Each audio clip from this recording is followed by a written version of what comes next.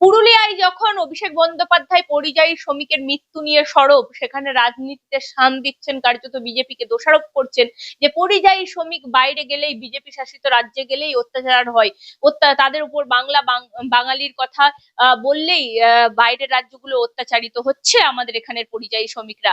তো ঠিক তখনই অভিষেক বন্দ্যোপাধ্যায়ের জেলা শাসককে ধমকানি দিলেন জ্ঞানেশ কুমার। শুধু অভিষেক বন্দ্যোপাধ্যায় কেন বলবো, দক্ষিণ চব্বিশ পরগনা সহ আরো 5 জেলা শাসককে আজকে ভাইরাল মিটিং এ জ্ঞানেশ কুমারের ধমকানি খেতে হলো। পূর্ব বর্ধমানের জেলা শাসককে বললেন এত রাজনৈতিক মন্তব্য করেন কেন। আরো একটা বিষয়, কুচবিহারের জেলা শাসককেও তিনি বললেন যে এত দেরিতে ডকুমেন্ট আপলোড করছেন কেন। প্রত্যেককে কঠিন ভাবে বলা হয়েছে যে একটা ডকুমেন্টও যদি বেআইনি ভাবে আপলোড হয়ে থাকে, তার দায়িত্ব কিন্তু আপনাদের, ব্যক্তিগতভাবে আপনাদেরকে দায়ী করা হবে।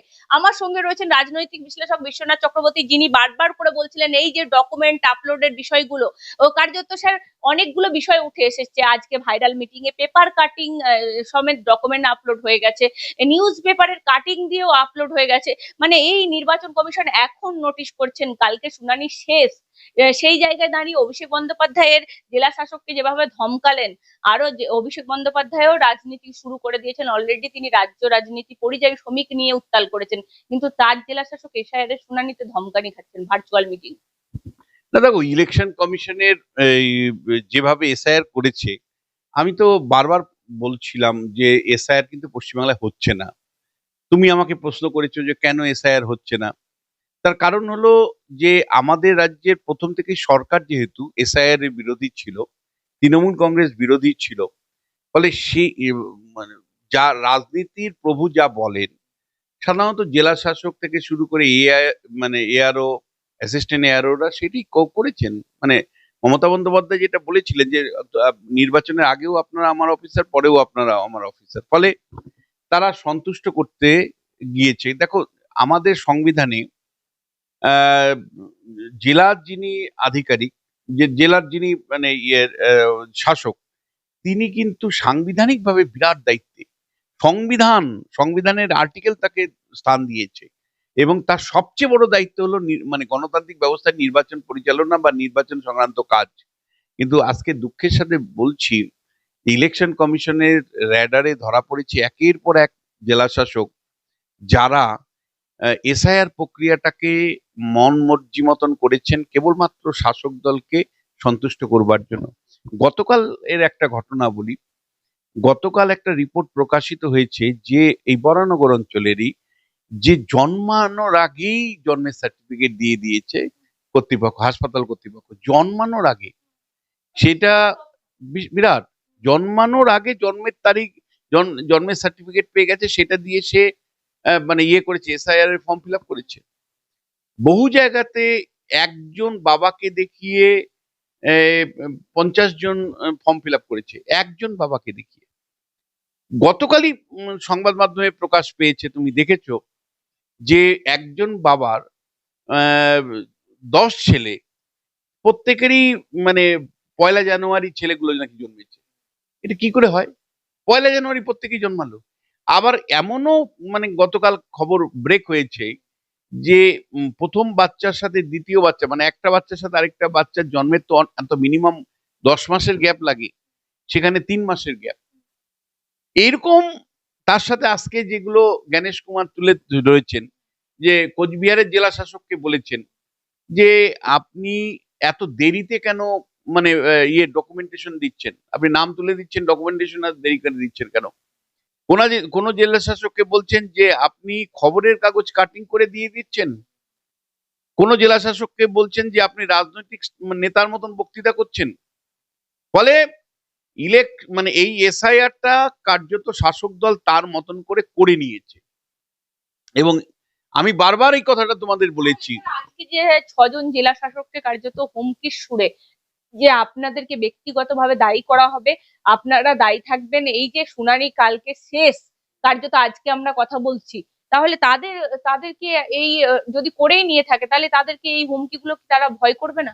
দেখো, মানে তুমি নিজেই বললে আগামীকাল হলো শুনানির শেষ দিন, তাহলে একেবারে শেষ বেলায় এসে এই উদ্যোগ নিয়ে লাভ নেই। এই 6,800 বুথে যখন একজনও মৃত নাম পাওয়া যায়নি, যখন অভিযোগ উঠেছিল দক্ষিণ 24 পরগনা 750টা বুথে কিভাবে মানে এসআইআর এর ফর্ম ফিল আপ হয়েছে বা বিভিন্ন জেলায় কিভাবে এসআইআর ফর্ম ফিল আপ হয়েছে, তখনই তো ইলেকশন কমিশনের মানে উচিত ছিল জেলা শাসকদের চেপে ধরা। তখনই তো উচিত ছিল একের পর এক জেলা শাসকদের সাসপেন্ড করা। তখনই তো উচিত ছিল এআরও, অ্যাসিস্ট্যান্ট এআরও যারা অন্যায়ভাবে মানে এসআইআর এর ফর্ম ফিল আপ করেছে তাদের বিরুদ্ধে ব্যবস্থা করা। ইলেকশন কমিশন ঘোষণা করে বলল যে যদি বয়স্ক মানুষ থাকে, অসুস্থ মানুষ থাকে, তাদের বাড়িতে গিয়ে শুনানি হবে। যে সমস্ত বিএলওরা সেই কথা শুনলো না তাদেরকে তো সাসপেন্ড করা উচিত ছিল। অথচ ইলেকশন কমিশনের মুখ পুড়লো যে বয়স্ক লোকদেরকে কেন শুনানিতে আনা হচ্ছে, অসুস্থ লোকদেরকে কেন আনা হচ্ছে। অথচ ইলেকশন কমিশন নির্দেশ দিল বয়স্ক লোকরা জানি হয়রানি না হয়, অসুস্থ লোকরা যাতে হয়রানি না হয়, তাদের জন্য বাড়িতে গিয়ে শুনানি করতে হবে। কেন শুনানি ইলেকশন কমিশনের কথা শুনে বাড়িতে গিয়ে শুনানি হলো না? মানুষকে হয়রানি করে সেই ছবি বিভিন্ন কাগজ, আনন্দবাজার সময় বিভিন্ন কাগজে ছড়িয়ে দেওয়া হলো কেন? ইলেকশন কমিশনের অনেক আগে অ্যাক্ট করার কথা ছিল। আপনি বলছেন আজকের এই ভার্চুয়াল মিটিং এর ভূমিকা, এই গণেশ কুমারকে যেভাবে আমরা দেখলাম, তার মানে এই ভূমিকাটা আরো আগে নেওয়া উচিত ছিল আপনি বলতে চাইছেন স্যার? আরেকটা বিষয় যেটা সব থেকে গুরুত্বপূর্ণ বিষয়, ওই যে তাহলে কালকে শুনানি শেষ, কিন্তু এই ছজনের উপর বলা হচ্ছে ব্যক্তিগতভাবে আপনাদেরকে ব্যবস্থা নেওয়া হবে। তার মানে ইনারা কি তাও ভয় করবেন না, আজকে ঠিক করবেন না সবকিছু যদি কিছু ভুল করে? না, করবে না। কেন করবে না? ওনারা ভয় করবে না কারণ ইলেকশন কমিশন মানে প্রথম রাতেই বিড়াল মারা উচিত ছিল। প্রথম রাতেই, অর্থাৎ যখন ওই যে 4জন ইয়ারও, অ্যাসিস্ট্যান্ট ইয়ারও, ডাটা এন্ট্রি অপারেটর সমেত দক্ষিণ 24 পরগনায় মানে অন্যায়ভাবে যারা মানে নাম তুলেছিল ভোটার তালিকায়, অভিযোগ যে বাংলাদেশিদের নাম রেখে দেওয়া হয়েছিল, সেই 4জনকে যখন মানে শাস্তির ব্যবস্থার কথা বলা হয়েছিল, রাজ্য সরকার সরাসরি এফআইআর করে এদের বিরুদ্ধে খুব বড় ব্যবস্থা নেয়নি। শুধুমাত্র তোলা হয়েছে এসআইআর এর শুনানির সময় কোর্টে তোলা হয়েছে, তার জন্য শোকজ করেছে সুপ্রিম কোর্ট, ডিজিপি কে তো শোকজ করেছে। যাই করুক না কেন, দেখো মানে শাস্তি তো পায়নি। মানে তুমি জানো আপনি বলছেন ভয়টা হবে না এদের? ভয় হয়নি। আর তারপরে কি, তো দেখো সুব্রত গুপ্ত সমেত একাধিক অবজারভার এসেছিল, তারা ভালো ভালো কথা বলেছে, মিঠা মিঠা কথা বলেছে। তারা এই যে এই অন্যায়গুলো হয়েছিল, যখন আমরা চিৎকার করে বলতাম, যখন আমি সব চ্যানেলে মানে সব জায়গাতে আমি চিৎকার করে বলতাম যে দেখো গ্রাউন্ড রিয়ালিটি যেটা, এক শ্রেণী মানুষকে খেপিয়ে তোলা হচ্ছে রাজনীতির স্বার্থে, এক শ্রেণী মানুষকে নিয়ে মিটিং মিছিল করা হচ্ছে, রাজনৈতিক বিরাট সংখ্যক লোককে এসআইআর এর ডাক দেওয়া হচ্ছে সচেতনভাবে, পলিটিক্যাল গেমের পার্ট। এবং দিনের পর দিন আমি বলেছি যে এসআইআর এর নামে আমার মাথা হচ্ছে। আমার দুঃখ যে পশ্চিমবাংলায় প্রধান বিরোধী দল আমাকে নিয়ে ব্যঙ্গ করেছে, বিরূপ করেছে, বিজেপি আমাকে নিয়ে অত্যন্ত ভাবে কুৎসিত ভাবে ভিডিও করেছে, আমাকে নিয়ে বিজেপি খারাপ খারাপ কথা বলেছে যে বিশ্বনাথ চক্রবর্তী সব বুঝে গেছেন। আবার তৃণমূল কংগ্রেস তো আমার উপরে খেপবে, সেটা স্বাভাবিক। কিন্তু তোমাকে আমি বলি যে এসআইআর প্রথম দিন থেকেই পুরো নিয়ন্ত্রণ তৃণমূল কংগ্রেস দিয়ে নিয়েছিল। জ্ঞানেশ কুমার চেষ্টা করেছে তার মতন করে, কিন্তু সেটা অনেক দেরিতে। কারণ তোমার চ্যানেলেই প্রথম আমি বলেছিলাম যে জ্ঞানেশ কুমার যদি সত্যি পশ্চিমবাংলায় এসআইআর করতে চান, আজকে যে অভিযোগগুলো উনি আনছেন, যে নিউজ পেপারকে ডকুমেন্ট হিসাবে দেখানো হচ্ছে, সাদা কাগজকে দেখানো হচ্ছে ডকুমেন্ট হিসাবে, অস্পষ্ট কাগজ রাখা হয়েছে সচেতনভাবে ডকুমেন্টেশন হিসাবে, এগুলো যদি আটকাতে হতো তাহলে জ্ঞানেশ কুমারকে পরিকল্পিতভাবে পশ্চিমবাংলায় নামতে হতো। পশ্চিমবাংলা হলো সেই রাজ্য, ভয়ঙ্কর রাজ্য, এবং উনাকে আসতে হতো। উনাকে প্রথমেই যেটা করতে হতো, প্রত্যেকটা জেলাতে অবজারভার নিয়োগ করতে হতো। ডে 1 থেকে ডিএম অফিসে দিল্লির লোককে রাখতে হতো। এক ডিস্ট্রিক্ট মানে প্রথম থেকে ওটা। দ্বিতীয় যেটা, সেন্ট্রাল ফোর্স নামিয়ে এসআইআর করতে হতো। অর্থাৎ যে বিএলওরা ভয় পেল শেষ পর্যন্ত, এই যে মৃত নামগুলো 6,800 বুথে রেখে দিল, মনে করো এমনিই রেখে দিয়েছে। আমি একদম একেবারেই 6,800 বুথে একটা মৃত নাম পাওয়া যায়নি, এটা তো নর্মাল নয়। এবং যেভাবে ব্লক অফিস দখল করে ফর্ম ফিল আপ হয়েছে, বিএলওদের ঘাড়ে কয়টা মাথা আছে বলতো? ভয় পেয়েছে, যেভাবে বলেছে সেইভাবে তারা কাজ করেছে। ফলে এই বিএলওদের যদি ভয় কাটাতে হতো, তাহলে পরিষ্কার করে সেন্ট্রাল ফোর্স নামিয়ে কাজটা করতে হতো এদের চাকরিতে এফেক্ট ফেলা উচিত। একেবারে। এবং থার্ড যেটা তোমাকে বলছি, যে ডেটা এন্ট্রি অপারেটর যখন রাজ্য সরকার দিল না, তখন বিএলওদের উপর চাপ না দিয়ে ইলেকশন কমিশনের উচিত ছিল যে প্রসেসটাকে আটকে দেওয়া, স্টপ করে দেওয়া, যে আগে ডেটা অপারেটর দেবেন, তারপরে কাজ শুরু হবে। কিন্তু ইলেকশন কমিশন কি কাজই হলো, আমি ইলেকশন কমিশনের ভূমিকাটাই আমি দেখি কোন রকমে উতরে দাও।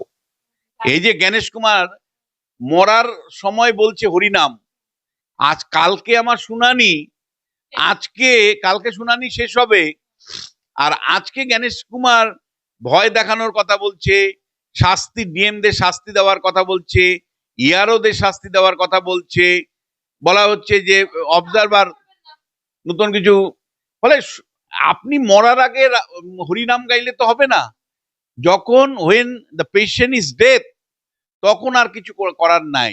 স্যার, এই পরিস্থিতিতে কালকে শুনানি শেষ, আমরাও সবাই তাকিয়ে আছি এশায়ারের দিকে, সবাই এই মুহূর্তে দাঁড়িয়ে। সেই মুহূর্তে পরিযায়ী শ্রমিক নিয়ে রাজনীতি, পুরুলিয়ায় চলে গেলেন অভিষেক বন্দ্যোপাধ্যায়, সেখানে গিয়ে বললেন আমি রাজনীতি করতে চাই না, কিন্তু তবুও তিনি বললেন তদন্ত হওয়া উচিত এই মৃত্যুটার। দেখো, প্রথমত আমি বলবো যে এসআইআর নিয়ে তোমার আলোচনার প্রথম পার্ট আমি পরিষ্কার করে বললাম যে এসআইআর এর পলিটিক্যাল অ্যাডভান্টেজ এখন পর্যন্ত তৃণমূল কংগ্রেসের। এসআইআর এর মানে লাভ তৃণমূল কংগ্রেসের, এবং যে ভাবে মানে তৃণমূল কংগ্রেস চেয়েছিল সেইভাবেই সে করে নিয়েছে। সেটা দেখো, শুধু এসআইআর এর উপর ভিত্তি করে হলে তো আমি তোমার চ্যানেলে বলি দিয়েছি, শুধু এসআইআর এর উপর ভিত্তি করলে তৃণমূল এগিয়ে। কিন্তু এসআইআর এর বাইরেও তারও ফ্যাক্টর আছে, যার জন্যই তো অভিষেক বন্দ্যোপাধ্যায় এসআইআর একটা ফ্যাক্টর হিসাবে ধরে রাখছে। আর তারই পার্ট হিসাবে বাংলা বাঙালির রাজনীতি, পরিযায়ী শ্রমিক। দেখো, আমার যেটা মানে বারবার আমি প্রশ্ন তুলতে চাই, যে দেখো, ভিন্ন রাজ্যে কোনো বাঙালি যদি বা পরিযায়ী শ্রমিক যদি নিহত হন, অবশ্যই সেটাকে তুলে ধরা উচিত, রাজনীতিবিদরা তো তাই করবে। আজকে আমার পরিবারের হলে যদি কোনো রাজনৈতিক নেতা সে সাহায্য করতে আসে বা তুলে ধরেন, তাহলে আমি তো মনে করবো যে আমার সাথী। কিন্তু অভিষেক বন্দ্যোপাধ্যায় মানে খুব সিলেক্টিভ। যখন কলকাতার বুকে 27 জন শ্রমিক পুড়ে মারা গেল আগুনে, অবৈধ জায়গায়, অর্থাৎ অবৈধ জমি দখল করে যেভাবে গোডাউন নির্মাণ হলো, সেই গোডাউনের আগুনে পুড়ে যেভাবে 27 জন লোক মারা গেল, তখন না অভিষেক বন্দ্যোপাধ্যায় সেই শ্রমিকদের সাথে দাঁড়ালেন, না আগুনের স্পটে গেলেন, না মমতা বন্দ্যোপাধ্যায় গেলেন। তাহলে মানে আমার রাজনীতি যেখানে আছে আমি সেখানে দৌড়চ্ছি, পুরুলিয়াতে গিয়ে বাংলা বাঙালির রাজনীতি উস্কে দেওয়ার জন্য আমি যাচ্ছি, আর কলকাতার কাছে 27টা শ্রমিক পুড়ে মারা গেল, সেখানে আমি নীরব থাকছি, সেখানে আমি সরাসরি গিয়ে পরিবারগুলোকে আশ্বস্ত করছি না। তখন বুঝতে হবে যে তোমার যে মানবতা, সেটা সিলেক্টিভ মানবতা, লোক দেখানো মানবতা, সবার ক্ষেত্রে এক নয়। মানে তুমি সবাইকে সমানভাবে দেখছো না। তোমার রাজনীতি যেখানে আছে সেখানে তুমি যাচ্ছ, সেখানে একজন মরে গেলে সরব হচ্ছে, আর নিজের রাজ্যে যখন 27 জন জ্বলন্ত পুড়ে যাচ্ছে সেখানে সরব না। এটা গেল এক। দ্বিতীয় যে বিষয়টা, সেটা হলো যে আজকে মহারাষ্ট্র মানে বিজেপি শাসিত রাজ্য, সেইটা নিয়ে তুমি সরব হচ্ছ, অথচ যখন আমরা দেখলাম অভিযোগ কয়েকদিন আগে এসেছিল ঝাড়খণ্ডে, তখন তুমি চুপ থাকছো, তখন তুমি সেইভাবে সরব হচ্ছ না। আবার পুলিশ যা বলছে মেনে নিচ্ছে, কিন্তু মহারাষ্ট্রের পুলিশ যা বলছে তাতে তিনি মানছেন না। ঝাড়খণ্ডের পুলিশ যা বলছে তুমি মেনে নিচ্ছ, মহারাষ্ট্র পুলিশও তো একই বলেছে যে না, এটা বাংলা বাঙালির সাথে কোনো সম্পর্ক নেই, যাদের হয়েছে অ্যারেস্ট করা হয়েছে। তাহলে অভিষেক বন্দ্যোপাধ্যায় তোমার রাজনীতি কিন্তু কেবলমাত্র উস্কে দেওয়ার জায়গা থেকে, তুমি বাঙালিকে উস্কে দেওয়ার জায়গা থেকে করছো। যখন তামিলনাড়ুতে ঘটনা ঘটেছিল, কেরালাতে ঘটেছিল, তখন তুমি কিন্তু নিশ্চুপ ছিলে। এমনকি কর্ণাটকের মতন জায়গায় যখন বাঙালিদের হেনস্থার সম্মুখীন হতে হয়েছিল, পাঞ্জাবে হতে হয়েছিল, তুমি জানো। তখন অভিষেক বন্দ্যোপাধ্যায় তুমি চুপ থাকছো। তার মানে তোমার এইটা যে পুরোপুরি রাজনৈতিক উদ্দেশ্যে উস্কে দেওয়ার জায়গা থেকে। কিন্তু আমি যে প্রশ্নটা এখানে তোমাকে রাখবো, শুধু আর একটা বিষয় শুধু কোট করবো, যেহেতু একদম বলতেই হয়। উনি আজকে খুন, ধর্ষণ, লুটতরাজ নিয়ে বলছিলেন ডবল ইঞ্জিন সরকার। আমি বলছি, যখন আরজি কর হয় উনি বিদেশ চলে গেলেন, উনি নীরব থাকলেন। তার বেলা, আমাদের রাজ্যের বেলা যখন আরজি কর হয় তখন অভিষেক বন্দ্যোপাধ্যায়ের কোনো মন্তব্য পাওয়া যায় না, কিন্তু অন্য রাজ্যে কোনো ঘটনা ঘটলে উনি টেনে নিয়ে এসে মন্তব্য করেন। এইবার এখানেই তোমাকে আমি যে বিশ্লেষণটা রাখতে চাই, দর্শক বন্ধুরা আমার উপরে রাগ করলেও আপনাদেরকে শুনতে হবে। অভিষেক বন্দ্যোপাধ্যায় এসআইআর নিয়ে কি রাজনীতি করছে আপনি বুঝতে পারছেন। বাংলা বাঙালি নিয়ে ভিন্ন রাজ্যে কোনো শ্রমিক মারা গেলে কি রাজনীতি করছে আপনারা স্পষ্ট বুঝতে পারছেন। আপনারা যারা বিরোধী রাজনীতি করেন, আপনাদের কাছে প্রশ্ন, আপনারা কাউন্টার রাস্তার রাজনীতি কোথায় করেছেন? অভিষেক বন্দ্যোপাধ্যায় যেভাবে মানে দিল্লিতে নিয়ে গিয়েছে এসআইআর এর ইস্যু, বা মানে মানুষ হেনস্থা হচ্ছে, এই ন্যারেটিভটা নিজেই নিজের দল তৈরি করে নিজেরাই আবার মানে সাপ হয়ে কাটছেন আর ওঝা হয়ে ঝাড়ছেন। এইটা উনাই যখন করতে পারছে, তখন আপনারা বিরোধী রাজনৈতিক দল করেন, আপনারা রাস্তায় কোথায়? আপনারা অভিষেক বন্দ্যোপাধ্যায় রাজনীতি বুঝেও কেন কেবলমাত্র টেলিভিশনে বক্তৃতা করেন, কেবলমাত্র খবরের কাগজে বক্তৃতা করেন, বা কেবলমাত্র সাংবাদিক সম্মেলন করে উত্তর দেন? রাস্তার রাজনীতি বিজেপি আপনারা কতটুকু করেছেন? সিপিআইএম বা কংগ্রেস দল আপনারা কতটুকু করেছেন? ফলে যে রাস্তার রাজনীতি না করে, কেবলমাত্র মানে আমি একজন বিশ্লেষক, আমি টেলিভিশনে 50টা কথা বলতে পারি, আমার কোনো দায় নেই। কিন্তু যারা ক্ষমতা দখল করবে তাদের তো এই অভিষেক বন্দ্যোপাধ্যায় রাজনীতির কাউন্টার করতে গেলে রাস্তায় নামতে হতো, মিটিং করতে হতো, মিছিল করতে হতো, বন্ধ করতে হতো।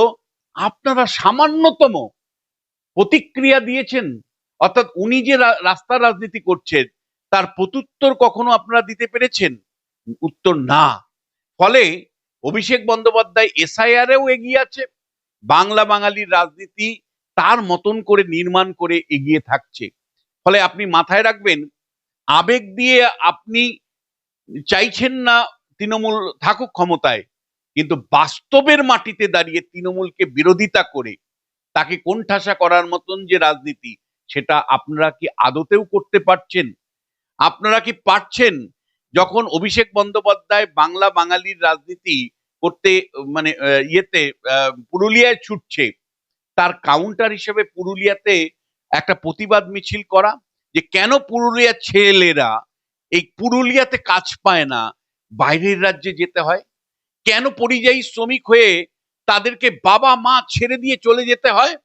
কেন তৃণমূল কংগ্রেস সরকার কর্মসংস্থান দিতে পারে না, তার জন্য বাড়ি বাড়িতে বেকার ছেলেদের ভিন্ন রাজ্যে পাড়ি দিতে হয়? তা নিয়ে আপনারা একটা পুরুলিয়াতে মিছিল করতে পেরেছেন? কলকাতায় একটা মিছিল করতে পেরেছেন? অভিষেক বন্দ্যোপাধ্যায় তার মতন করে রাজনীতি করছে মাঠে ময়দানে, তার কাউন্টার রাজনীতি করতে পেরেছেন? আপনারা এসআইআর, যেটা আজকে আলোচনার একটা বড় বস্তু বিষয় ছিল, আজকে এসআইআর এর যখন জ্ঞানেশ কুমার দেখতে পাচ্ছে যে মানে কাগজ ডকুমেন্ট হিসেবে দেখানো হয়েছে, জন্মানোর আগেই বার্থ সার্টিফিকেট ইস্যু হয়ে গেছে, 6800 বুথে কোনো মৃতর নাম নেই, তা নিয়ে বিজেপি দল আপনারা কয়টা মিটিং করেছেন, কয়টা মিছিল করেছেন, কয়টা বন্ধ করেছেন, কয়টা আপনারা ডেপুটেশন দিয়েছেন, কতবার আপনারা পথ অবরোধ করেছেন, রাস্তা অবরোধ করেছেন? আপনারা মনে করেন যে টেলিভিশনে গিয়ে কেবলমাত্র বক্তৃতা করব আর সমস্ত ভোটারকে আমার সপক্ষে নিয়ে আসব, তাহলে ঘেন্টু হবে।